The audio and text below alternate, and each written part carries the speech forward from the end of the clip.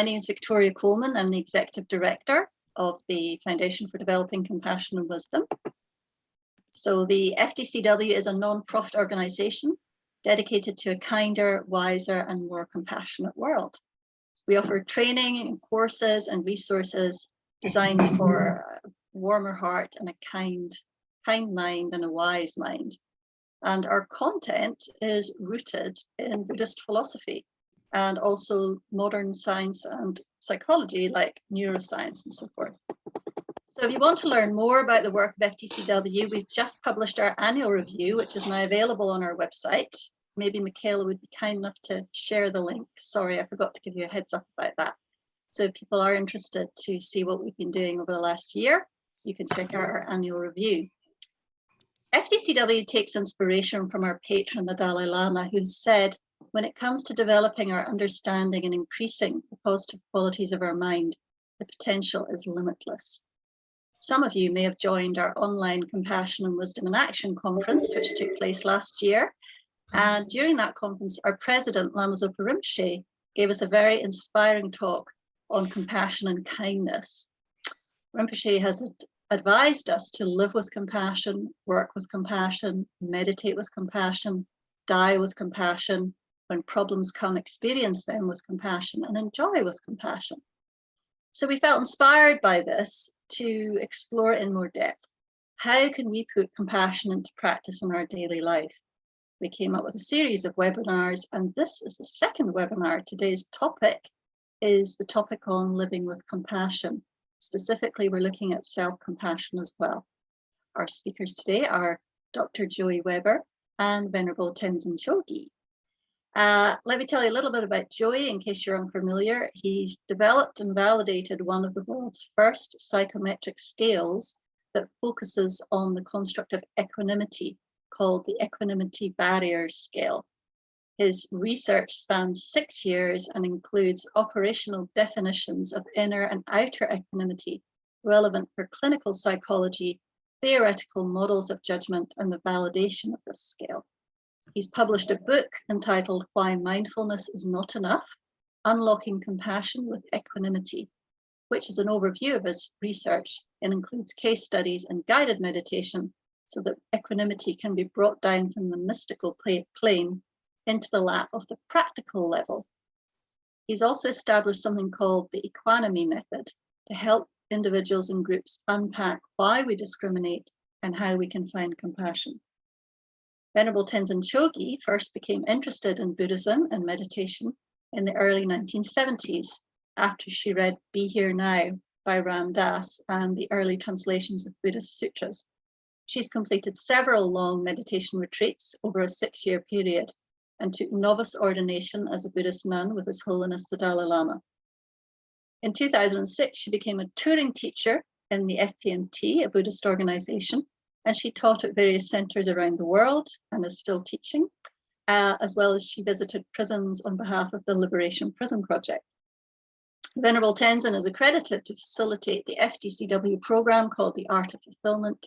She also facilitates cultivating emotional balance and compassion cultivation training. So welcome, Dr. Joy, and welcome, Venerable Tenzin. Thanks, Victoria. You're welcome. Let's just dive in. I think I wanted to start with self-compassion because that seems to be a buzzword at the moment. Some people might say self-compassion is just being selfish. How would you respond to that? I come to you first, Venerable Tenzin. What's your take on that? Yeah, actually, I think, to me, this is a real misunderstanding. I think rather than being similar, self-compassion and selfishness are actually more opposites. And the reason I say that is because true self-compassion, according to the way it's practiced, there's one researcher called Kristen Neff who's developed this training called Mindful Self-Compassion with her colleague Chris Germer, done a lot of research. And she talks about 3 characteristics of self-compassion. One is mindfulness.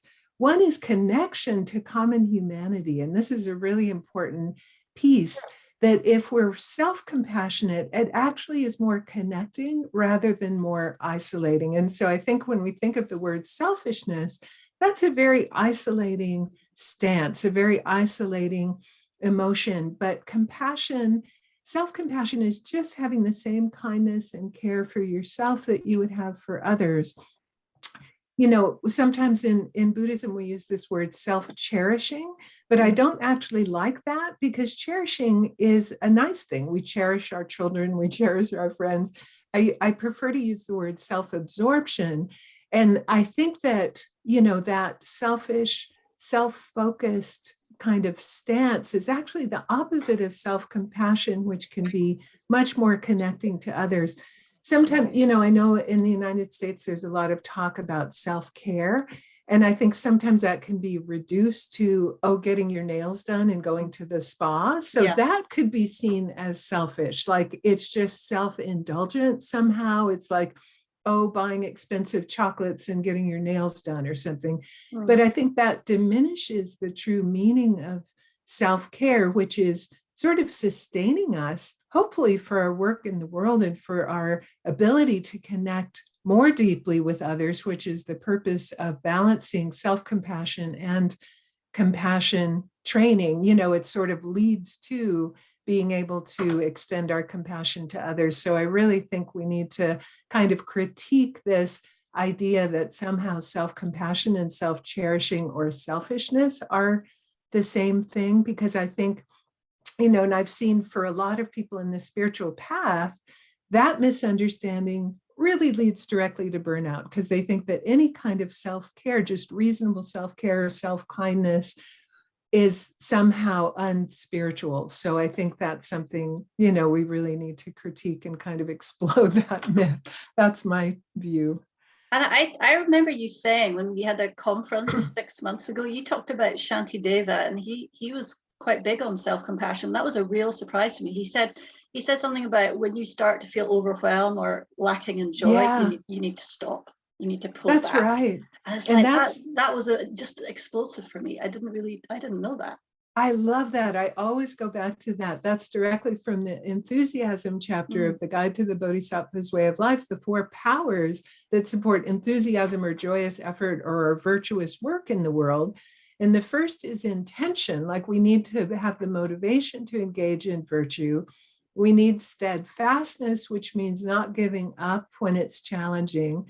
But then the 3rd power is joy. And he says, you know, if you lose your joy, engage in the 4th power, which is rest or relinquishment. And it doesn't mean giving up. It just means, hey, just take a break if you're using your joy. And I think that if you've lost your joy in helping others, and I love this as the litmus test, because I think sometimes those of us who hold up compassion and serving others as a value, you know, we burn out and we think we're doing it because we should and we have to, and there's this sort of striving, dutiful, joyless vibe to it, which just is unsustainable. So for me, that was a big epiphany when I really studied that in the Guide to the Bodhisattva's Way of Life. If I'm not doing it energetically and joyfully, then I need to just rest with the intention to re-engage in the virtuous action later on. And for me, it was really the key to not kind of burning out and giving up, to be quite honest, like learning that.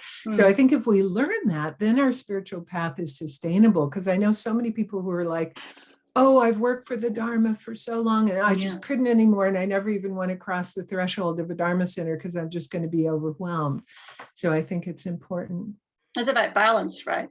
Yeah, absolutely. You know, and titrating and how in our capacity grows over time, right? So, and it's different from every other person. So when we need to rest can change over our own spiritual life a lot, right? Like what we have the capacity to engage in before we get exhausted can change a lot for us. And we can't compare ourselves to anyone else. So you can't judge anyone. And that like goes to Joey's whole thing about how we're judging as human beings. This is what we do, you know, but we can't judge another's capacity. We all have different capacities. So just try to tune to your own capacity and realize where that balancing act is for you.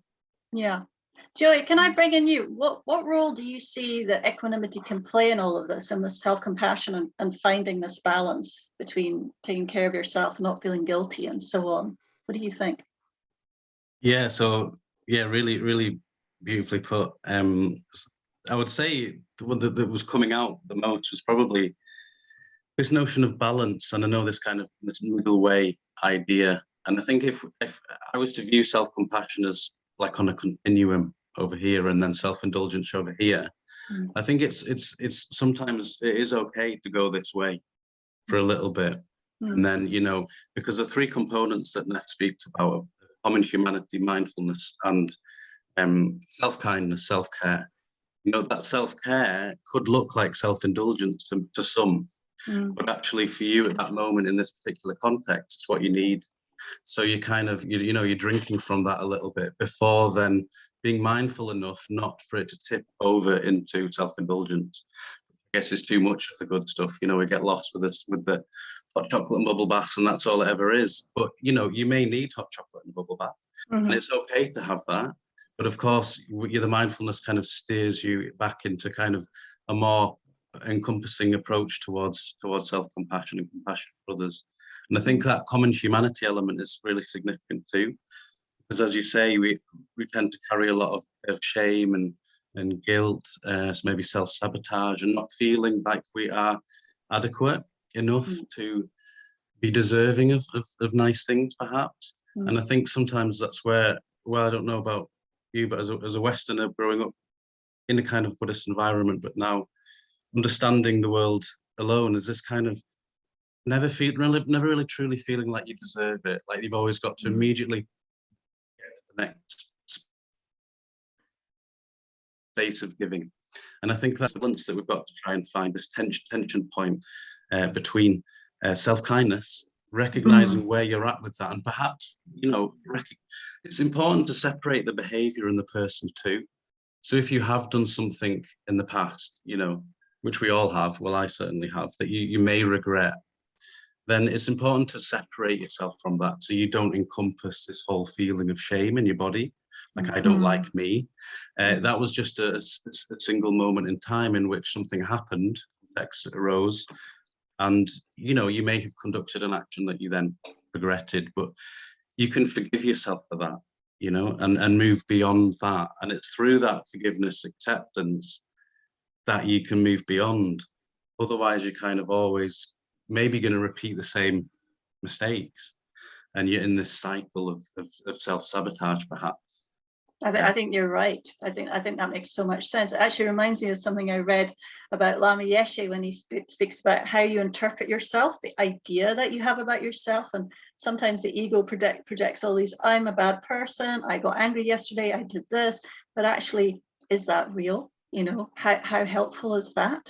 Are we holding on to a limited view of ourselves? Is it a false narrative that we're following there?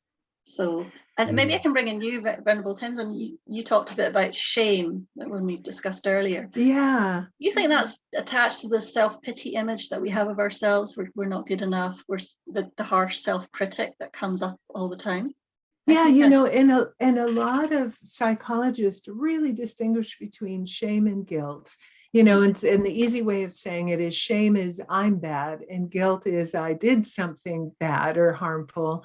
And they say that guilt is actually pro-social, and it's kind of beneficial in the sense that it motivates us to make amends, to repair, and so forth. Shame, it's interesting. I heard Paul Gilbert, who's a well-known compassion researcher and therapist in the UK, and I heard him once talk about the evolution of self-criticism. And I love his explanation, because another thing Kristen Neff says is our self-criticism is actually trying to help us. Sometimes we demonize that harsh inner critic, that voice. I know I always did. And then I heard her, and it was another epiphany for me. And then Paul Gilbert says that inner critic is trying to get us to fit in to our group. It's like monitoring our status. He says it really relates. And I think it's so important to think of evolutionary psychology with some of these emotions and some of these states. And he said, our inner critic is kind of determining where we fit in. So we'll avoid contempt attacks that will make us feel shame. So usually for our evolutionary past, for our entire life, we lived in groups of 50 or 100 people. So you figured out, where do you fit in the hierarchy? And we can think of primate troops. There's always a hierarchy, right? Or you can think of, my example is the middle school lunchroom. You come into the lunchroom with your tray, you're monitoring. You don't want to sit at the super cool kids table if you're not a super cool kid, because then you're going to be met with contempt and feel shame. So we're trying to avoid feeling shame. So our inner critic is actually trying to get us to belong, because that's such a fundamental need. Because again, in our evolutionary past, if we didn't belong, we'd die. We were exiled, right? So it's trying to help us, but if we can just see that, my inner critic, because now we're not living with 50 or 100 people. We're exposed to new people all the time. We're exposed to social media. Our self-critic is on overdrive because we're trying to evaluate ourselves in relation to others constantly in everybody's Instagram feed with their Photoshop, selfies and all of that. But to me, it made me make friends with that inner critic and say, thank you so much. You're trying to help me. I so appreciate it, but you can just take a break right now. I'm going to engage in some self-compassion, because what we don't want is to be stuck in shame. Shame is important too, if we do feel like it's an important thing we evolved for belonging, but short term, it's functional, but psychologists say we can get into trait shame either through our upbringing, for example, insecure attachment from our parents growing up, or systemic factors too. We could be shamed constantly by our culture because of our identity. So cultural, racial, ethnic, gender identity, and so forth, which keeps us stuck in trait shame, which is just this ongoing state, which there's nothing beneficial about being stuck in that state. And so I think, self-compassion can really heal some of that trait shame, and then that self-criticism that's just stuck on overdrive because of the way that we live now, which is so different from our evolutionary past, right? And Joy, do you feel the same about shame and guilt and this idea? How can we heal ourselves? Do we make friends with that inner critic? Do we accept the tough love? So what's your take on it? Yeah, it's a really interesting area to discuss. Actually, it's definitely portrayed as two separate kind of emotions, if you like, and kind of I'm the full person's bad is the shame, and then the behavior or the action is the guilt. And I think, the self-criticism makes sense in terms of monitoring where you would fit in the hierarchy. I think the word evolution kept popping up, and I think it would be it's quite interesting to note that the brain will have created pathways in relation to whatever it's experienced. So habitually, if you have been brought up in this kind of shame environment, then it is going to know only that environment. And so it will be responding to that in relation to anxiety, and its central nervous system will relate to that. So, of course, when you're trying to change, I think this is why it's so hard. When you're trying to embody some of these things, you're actually going against maybe the structure of your brain, so to speak. So it will be turbulent for a while. And I think that's what anxiety isn't actually a positive or a negative. It's just it's an alarm system to your body to say something's not right. So when you are consciously trying to be this person that's eliciting change within yourself, then you will encounter struggle. And I think that's why it might take so long for, to hear something. Oh, I've heard the word self-compassion. I heard it 20 years ago, but actually, only now am I really feeling that I'm able to do that. And it's like, that's why this path, this Buddhist path or this secular path with this psychology is so turbulent, but also rich rewards over time. But I guess, that it would make sense, the terms that we're up against the brain, so to speak. And that's why we need to be gentle with ourselves as well, because this kindness in relation to how we experience things, it might seem kind of alien at first to be self-compassionate, but trust and persistence may help shift that. So how often do you think, how do you think we go about this, and how important is the role of, say, meditation or reflection? So if we're trying to change these habits, if we're trying to work with this inner critic and deal with patterns of shame and habituation, and we're trying to work with changing that and healing that, does that mean that we really have to have some sort of regular practice where we, whether it's meditation or mindfulness, where we can actually create the space in our lives for that? Can that be a good resource for us? Venerable Tenzin, what do you think? In this training that I teach that's based on Tibetan Buddhist methods, the secular training developed at Stanford, the compassion cultivation training, we spend 2 weeks 1 week on self-compassion and 1 week on self-kindness out of the 8 weeks. And it's a compassion training that's mostly compassion for others. It's not about self-compassion alone. But Geshe Thupten Jinpa, when he started working with people in the so-called West, I don't like that term, but people who hadn't grown up with these ideas, he said, oh, I did it, the way I was taught in Tibetan Buddhism. You start with yourself, because of course yourself is who you feel the most kindness and compassion. And then he said, he realized for us, it's like a brick wall. We're like, oh no, that's super complicated. That's not the obvious starting point, like at all. And so he realized, he talks about this, he realized we needed to start with loving kindness for a loved one and then go through it. And in that meditation, there are different techniques. In that training, what's suggested is think of a compassionate image. Imagine yourself receiving compassion from a compassionate image. So that's kind of one gateway to self-compassion. But there's obstacles to receiving compassion too that Paul Gilbert talks about. And for a lot of people, especially trauma survivors who never got that, it just brings up feelings of incredible sadness to imagine a compassionate image, because they're like, I don't even know what that feels like to receive compassion. So there are other techniques, thinking of yourself as a small child. So there are ways to do it in meditation, but also going back to what we were talking about this selfishness and self-care. In a lot of social justice circles these days, they're talking about self-care and community care.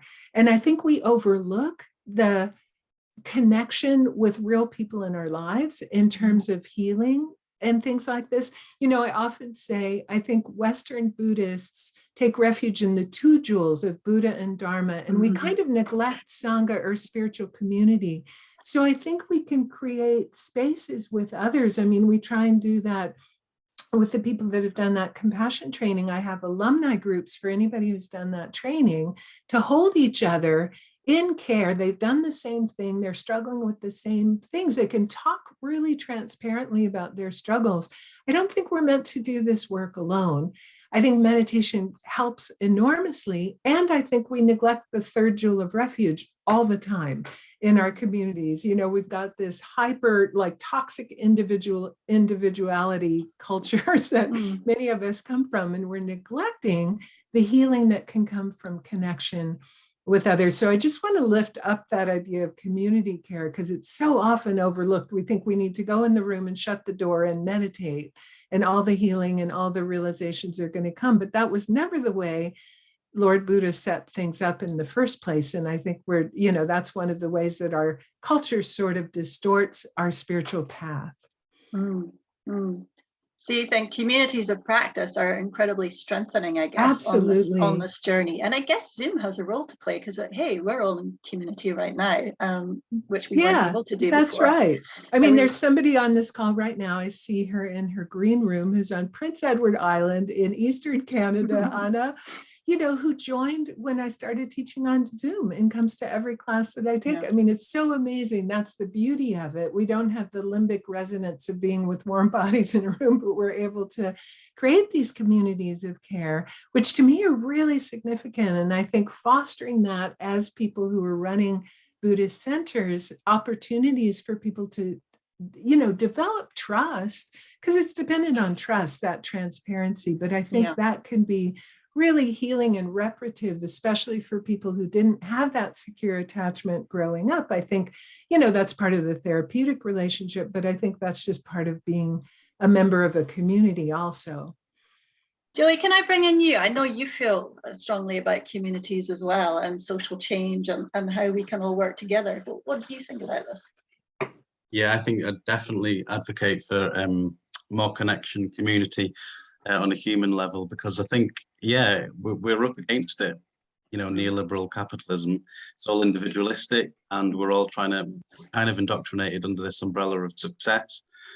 Success is kind of material, and that we can strive that, and it's kind of a very competitive space as well. So, we need to be the best in our class we need the best grade, we need the best degree, we need the best job, we want the best partner, the best car, all of this stuff. And then actually what you see is that this competition hasn't created much happiness. And in the end, it's quite an isolating and lonely space. And then I guess when you're looking for kind of inspiration, perhaps, there's no one there to do it because they're actually jealous because they too have been striving for success and you've got it.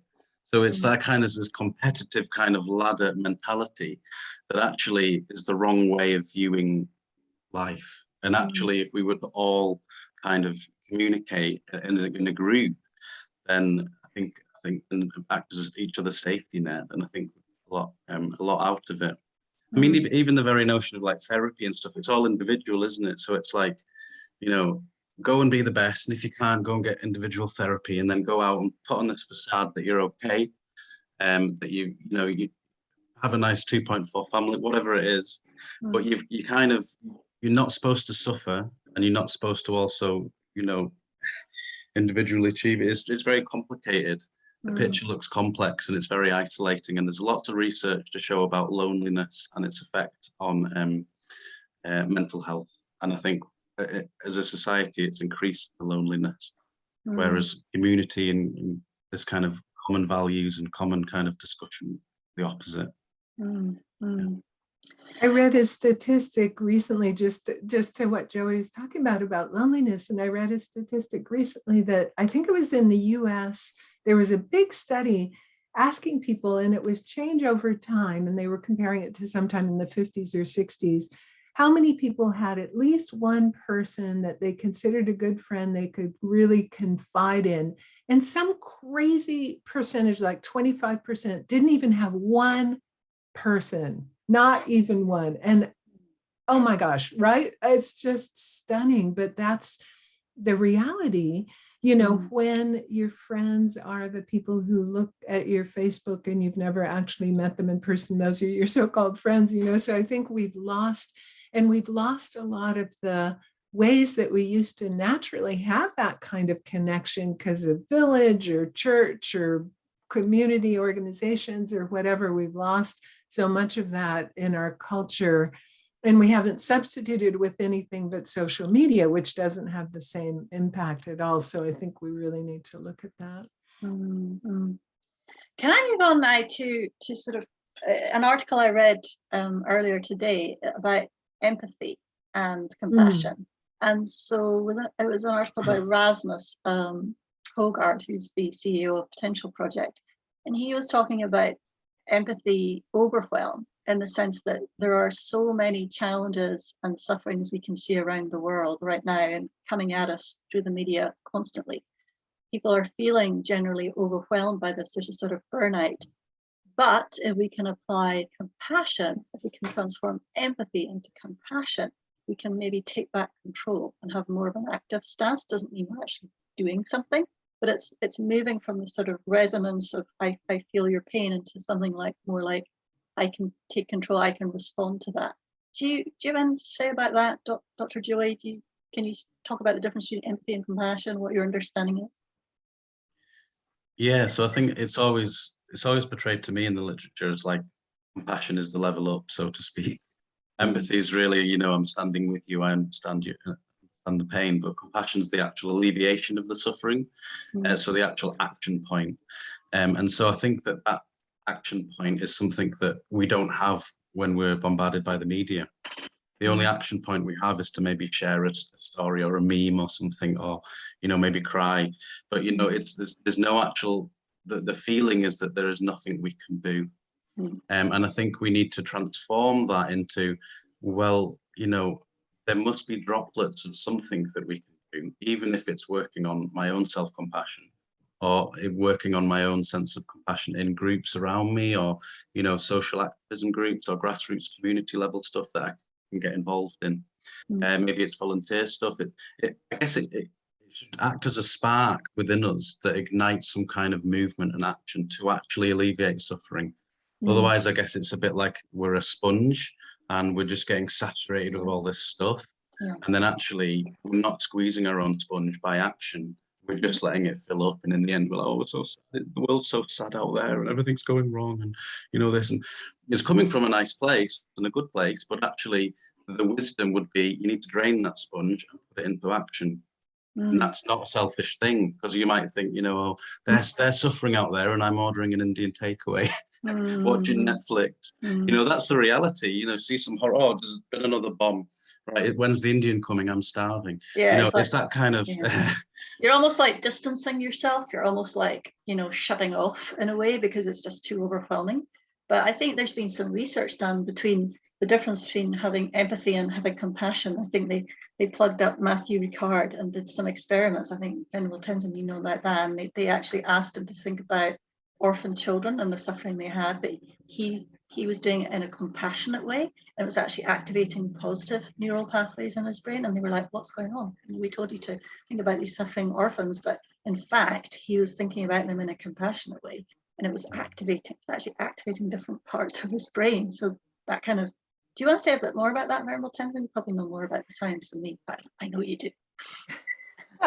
Yeah, I think what Joey said is exactly that. When we talk about the connection between empathy and compassion and the compassion training, the Stanford, like we need the empathy it's almost like the gateway to compassion needs to be that sense of connection.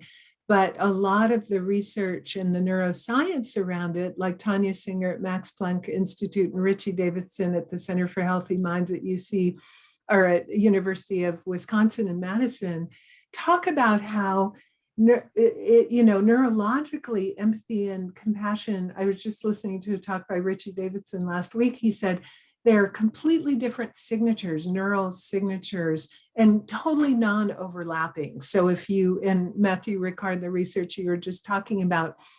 So the interesting thing about compassion is that it's a lot of parts of the brain that are associated with the more constructive emotions. And interestingly, and this goes to what Joey was saying about the action component, it relates to parts of the brain that are actually involved in physical movement. So that's one of the signatures of compassion too. It's motivating us for action. We haven't, we, in the definition we used in the Stanford training, we say that the last part of the definition is a willingness to do something to alleviate the suffering. We haven't done an altruistic action yet, but it's just right before the altruistic action. So those parts of the brain are already being motivated, which is protective. There's a lot of studies on people who are survivors of natural disasters, and researchers have studied who gets PTSD and who doesn't. And the people who at least acted to try to save someone else's life are protected from PTSD, even if it didn't work, even if they weren't able to save the life. But there's something about that action impulse that's protective and increases our resilience.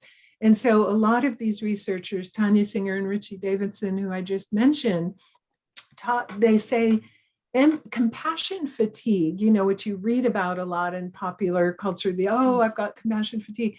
They say that's a misnomer, and it's really empathic distress that we're feeling when we feel that overwhelmed. Like we're connecting to the suffering, but we're not going to that next step, like Joey said, of actually engaging in the wish to alleviate it and the motivation to do whatever we can. And there's some preliminary research showing that even Tonglen meditation, what we call in the Tibetan tradition Tonglen, which we have as one of the steps in the compassion training, we call it active compassion, even that can be protective. We're not doing something except in our imagination, and that's activating the same parts of our brain, that physical movement. So that can be protective. So I always tell my students, okay, you can't go, maybe you can't fly to Ukraine and join the resistance or do the thing, But you can always do Tonglen. That's something we can always do. You know, so if we're trained in that, that can actually be protective against that empathic distress, you know, which we get now when we read the news, you know. And I always think connecting in that way, because what we don't want to do is shut down. And Richie Davidson's lab has done some research in people who are not trained in any kind of compassion meditation training, showed gaze aversion when they were shown pictures of extreme suffering.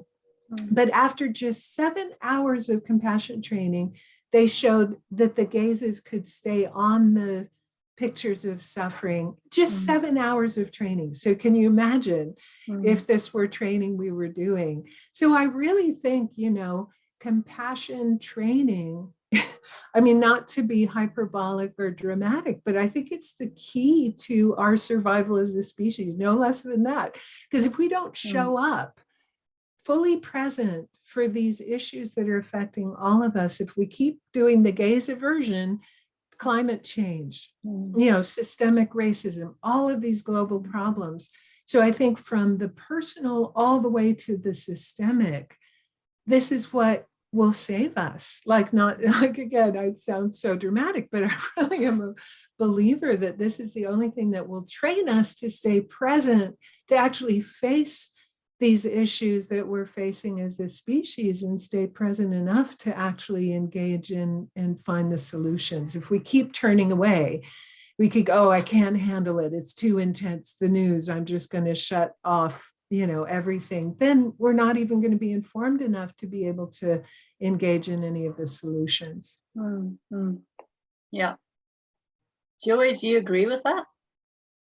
Yeah, totally. I was just, it just reminded me of a book I'm reading at the moment by Shelley Tselke. It's called Sit Down to Rise Up. Oh, I love her so much. She's awesome. She's so inspiring. Yes. Yeah, yes. she's really walking the talk, you know, actually. I think Yes. she's gone to Poland at the moment to help with the refugees. But the title of a book, Sit Down to Rise Up, I mean, you can just end discussion, right? Because it's just so empowering. Like, even with, you could sit down, Hong Len, you're going to rise up in a better space. And once we're in a better space, that we're going to be acting on that active component which buffers against empathic distress all the time, even if it's not necessarily related to the actual thing that causes empathic distress. We can, you know, do little things in our communities. There's always things wrong. There's always issues that we can engage in. So I guess it's between, you know, hiding behind the issues and actually going out and facing them. It does take courage as well. So yeah, it's a little bit of a balancing act as well. It always is. Yeah, I'd like to bring in everybody on the call now. Does anybody have a question around what we've been discussing, or a comment to make or share with the group right now? I'm sorry I haven't given this opportunity before. If you do, maybe just raise your hand using the Zoom icon and we can ask our panel to respond.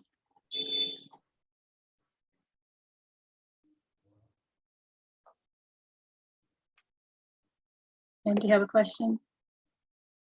Don't be shy, you guys. Come on. Yeah. Don't let us take up all the airtime, because we will.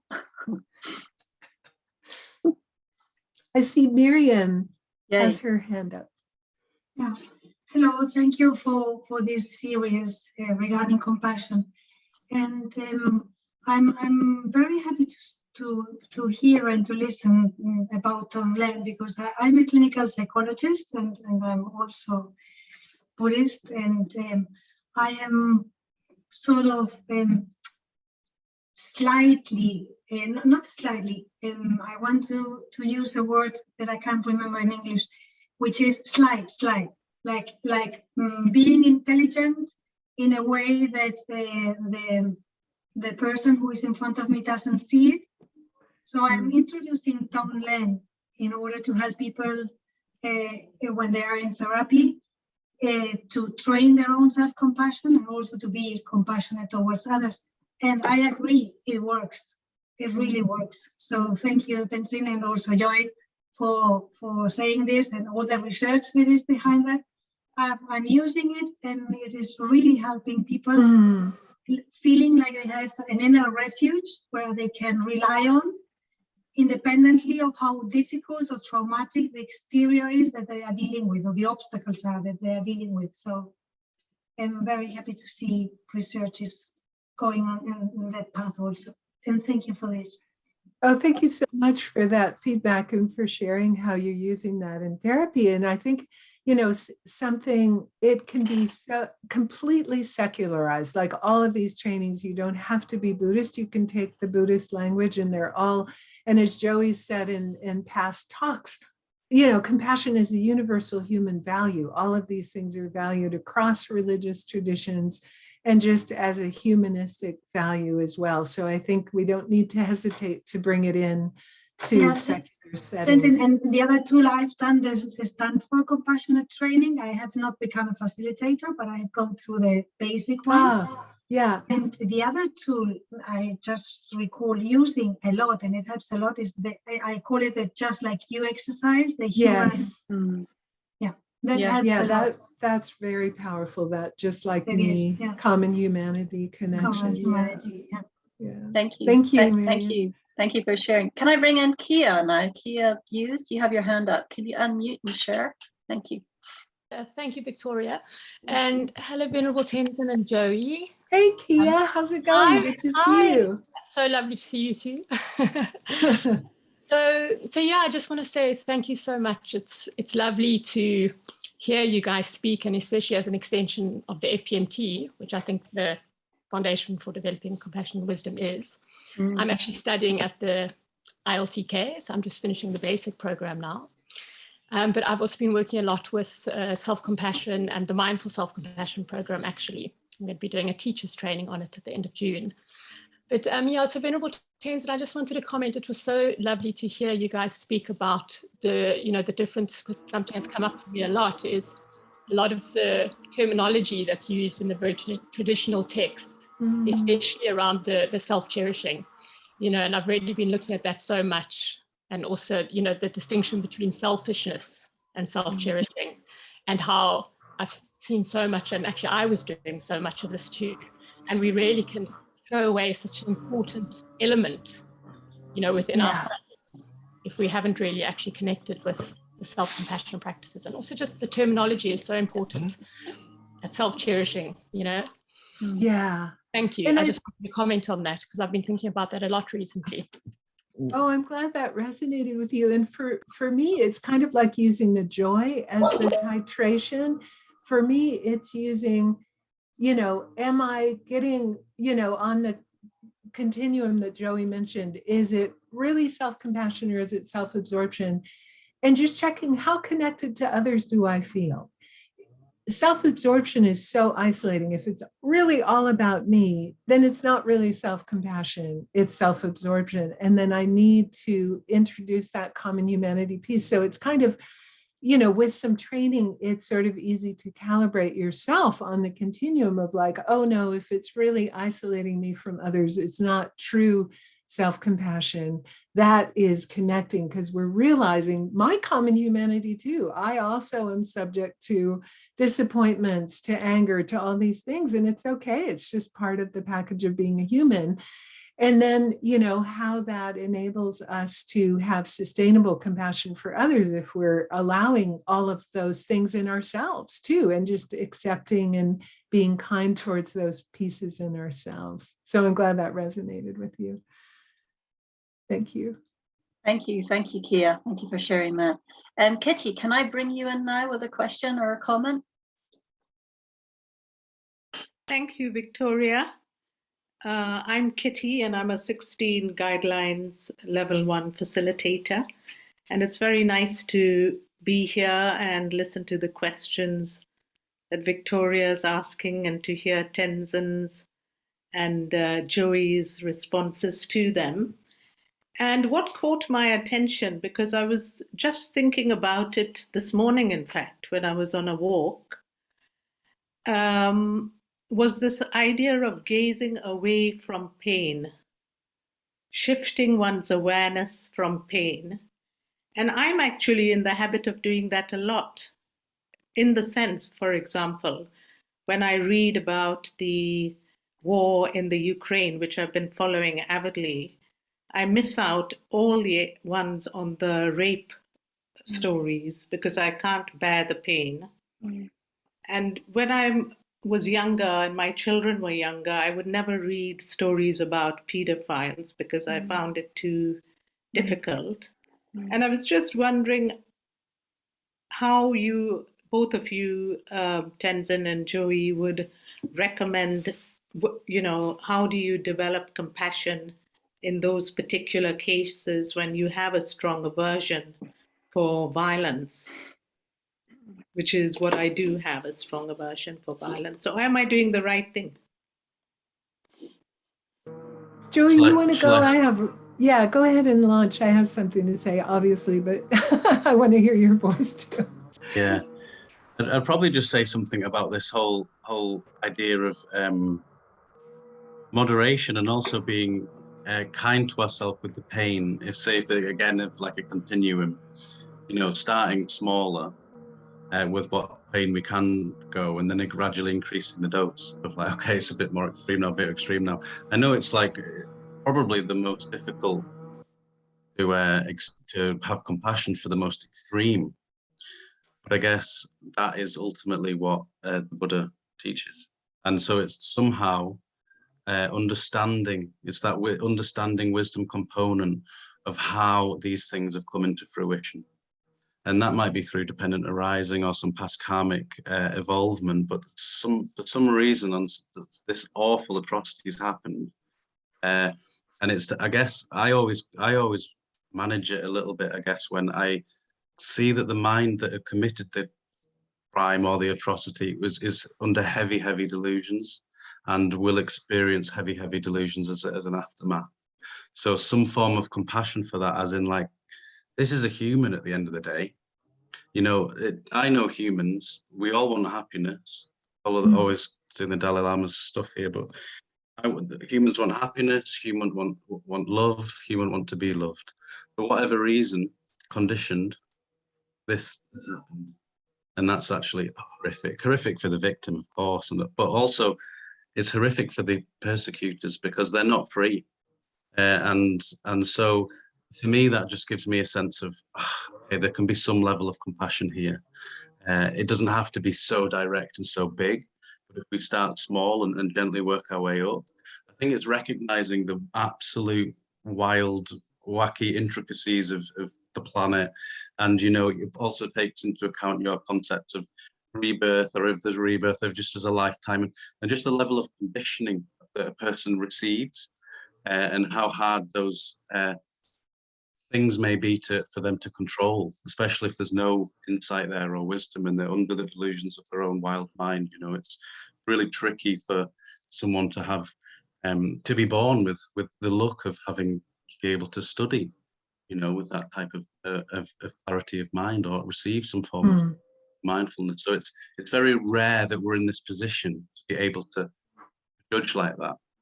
With that, to have some kind of overview of actually, I mean, there's experiments, the social experiments to show how the Nazis committed the atrocities, to show how the conditioning of a leader and coat and the gradual kind of, build up of command kind of took control. Zimbardo's prison experiment shows how if you put on a role, you become it, and it kind of turned out to be quite wild, and it's just a simulation. The power of the mind is demonstrated in Tonglen, isn't it? It's like, it's so subtle and so quick to discern. And I think when there's major things going on, I think it's just about taking yourself back and seeing the wider picture that often is unexplainable, and just having some compassion with that. At least that soothes your inner flame, and then helps you in the interim too. What do you think? I think your idea of a gradual approach completely makes sense. You can't dive in at the deep end. You have to be compassionate towards yourself when you're responding in that way, and mindful of your own conditions and responses to violence. But Venerable Tenzin, can I bring in you on this point as well? Yeah, and exactly what Joey said, to me, one of the gifts of Buddhism was kind of introducing a different dichotomy than a lot of other religions that talk about good and evil. And Buddhism talks about wisdom and ignorance. So just like Joey was saying, these people aren't evil by nature. They're just under the control of very strong delusions. Up until COVID, I had been teaching in men's prisons for about 15 years. And, I would see that these men, and I had a group of sex offenders. So all of the men, they were in special protective custody because sex offenders have a very short lifespan in prison. So I was working with this group. And 100% of them were trauma survivors, childhood trauma, mostly sexual abuse, physical abuse, intense emotional abuse. And we're working so hard to heal. They all went through the 8-week compassion training with me, which was an extraordinary experience for me. And every once in a while, they would feel moved because of our relationship to confess and talk about what they'd done. And, in that moment, I would hear some really gnarly stories. And I'm sitting there going, this is somebody I've known for maybe 6 or 7 years as my beloved student who's meditating on compassion, who's doing so well. And there's this other thing that's also the truth. And I would often have to go out and self-regulate. I'm trying to stay present. It's really hard. I had to have a lot of compassion and kindness for myself in that moment to be hearing this thing that often involved violence against women or children or something really hard, and holding both in my mind, right? Of this is this amazing spiritual practitioner working so hard, a trauma survivor, whoa, did this really intense thing. And like Joey says, holding compassion for ourselves when we're in that moment, to not try and think, oh, I'm wrong that I'm not feeling aversion. I would totally be feeling aversion towards somebody I really cared for, and have to be kind of managing that myself, and really trying to work through that. So both are true. But I think, in terms of how it's possible to develop compassion, if we separate the person from the action and say, ignorant person under the control of so much delusion, or trauma survivor, or all of the above, also deserving of care, not to condone the action is the key, really. Yeah. Can I bring in Miriam again? I think she has another question. Sorry, Victoria, it wasn't a question. It's actually in that line that Tenzin is speaking. There is this man who's called Asim Kamisa. I don't know if you all know, if anyone knows him. But he lost a son when his son was 14 years old, and he was shot while delivering a pizza. So Asim Kamisa, after 40 days of being in pain, tells a story that a friend came to him and said, well, do you want to be a victim the rest of your life, or would you like to do something with that pain that you have? So he started to connect with the assassin of his son, who was also a very young child. He was 16 or something. And for him, after getting to know him and becoming his tutor while he was in prison, he realized, and he tells this with a lot of insight, that for him everything changed the moment he realized that the gun that shot his son had two victims. On the one side, his son, and on the other side, this child who came from traumatized culture. And that if we look like this, we can do restorative justice, and this is what he is aiming to. And just Tenzin, if you could say a little bit about Angulimala. Well, Marian, what you were saying in this idea of two victims, and Joey alluded to that, and I was thinking about my students experiencing incarceration, and we were talking about shame earlier, and one of the hardest jobs I have with them is to get them out of that toxic shame and to lead them to think they have some potential for transformation. They're so ashamed of what they've done, and it can be such a fixation on I'm bad that the hardest thing I feel that I do with them is to try and reflect, no, you're an incredible spiritual practitioner, get them to believe that just a tiny little bit. Like in this one class, it was a group I was working with for a long period of time. And one day I got super frustrated and I was like, if you guys could see yourself for even 5 seconds, the way I see you, I see these incredible spiritual practitioners in the hardest circumstance. And they're just looking at me with their mouths hanging open. And one of them after class said, thank you for finding us worthwhile. Right? Because nobody did, and the whole system was set up to remind them of that one stupid thing they did when they were 19 years old and they got branded, labeled that way. And it was like 35 years later and they totally transformed. But the concrete identity, that sense of self, the pivotal moment. So I think part of working with people who are survivors of trauma or have done something is to kind of get them to see that's not who they are. It's not this fixed identity, which of course is like so fundamental to Buddhist training. So bringing that wisdom piece in too, you're a process, you exist as a process. Now you've transformed so much, right? Like Angulimala and Milarepa and all of our heroes of transformation. Yeah. And Joy, can I bring you in on that? Do you agree with that? The idea of wisdom, the idea we can sort of transcend those limited views you have of yourself, that can be worked on? Yeah, I'd say that's the flag in the distance that you have to cling on to, because it's going to be hard as well. Going back to how hard some of this changes in the brain, the habits to recreate habits. It might take a flash of wisdom to want to change, but then the effort to do that on a day in, day out basis, that's the reason why we all always fall back into habits and past mistakes and past repetitive cycles.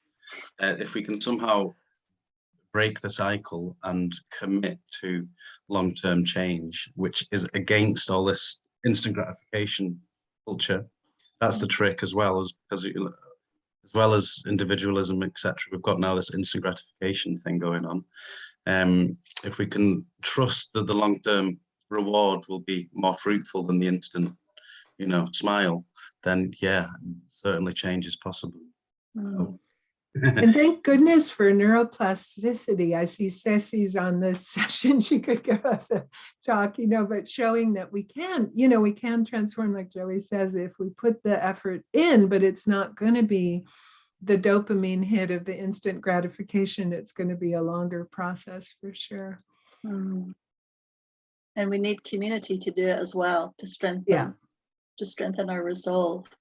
So I think that brings us nicely to the close, unless anybody has any final comments or questions they want to share right now, because we've reached the end of our hour. I'd like to sincerely thank these wonderful speakers today. Thank you so much for your time and for sharing these insights so warmly and openly and generously. I've learned a lot. I'd like to thank everyone who joined the call and those who asked questions and made comments. And I'd like to just send out any kind of compassion that you're feeling towards yourself and to all the other people on this call. Can we send that out to all the people around the planet, all the people who are currently struggling and suffering, knowing that we're all connected? Take a moment and feel grateful for our opportunity and being in community and sharing today. Thank you so much, everyone. And come to our next webinar, which will be work with compassion. So compassion in the workplace. I think that's going to be in June. So thanks a lot. That's the end of the seminar. Thank you so much. Bye-bye, everyone. Bye. Bye-bye. Thank you. Thank you. Thank you. Thank you.